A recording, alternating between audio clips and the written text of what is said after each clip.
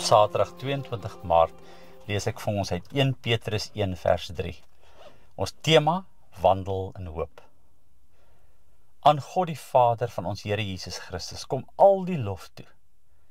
In sy groot ontferming het hy ons die nuwe lewe geskenk deur die opstanding van Jesus Christus uit die dood. Van kindsdae af onthou ek die liedjie wat in die kerk gesing is. As hy weerkom, kom haal hy sy parels. En dan mos die liedjie en ons wag op die Here.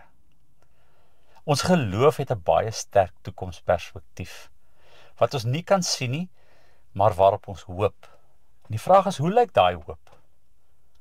Lydenstyd en Paastyd praat egter hard met ons vandag, nie oor die toekoms nie, maar oor die verlede. Ons gaan nie eers eendag verlos word met Jesus se terugkeer nie. Dit praat met ons, ons is verlos. En dit is oor hierdie hedendaagse realiteit dat Paulus in die teks getuig.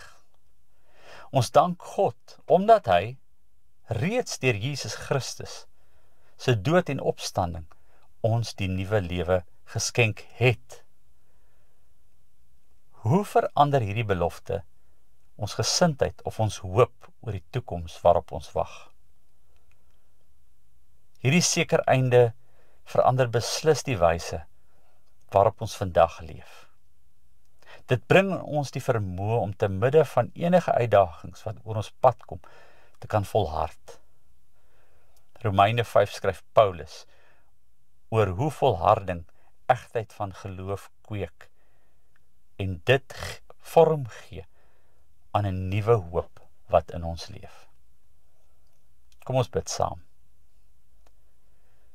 Here, dankie vir die groot liefde en genade, dat U vir ons 'n nuwe lewe gee deur U Seun Jesus Christus. Deur sy dood aan die kruis het U ons sondes vergewe en ons vrygemaak van die donkerte van die wêreld. Here, vul ons harte met dankbaarheid en verwondering, dat ons nou kinders van die lig mag wees. Nie meer gebonde aan die ou lewe nie, maar nuut gemaak deur die genade en die Gees. Lei ons elke dag op die pad van waarheid. Help ons om in gehoorsaamheid en liefde te wandel, sodat U lig verander kan wees, sodat ons U lig verander kan wees en U naam verheerlik in alles wat ons doen. En dit bring ons uit om U te gaan loof en prys vir die nuwe lewe wat U ons geskenk het. Mag ons U altyd eer met ons woorde, ons dade en ons harte. Amen. Stellenberg Gemeente, oor grense heen.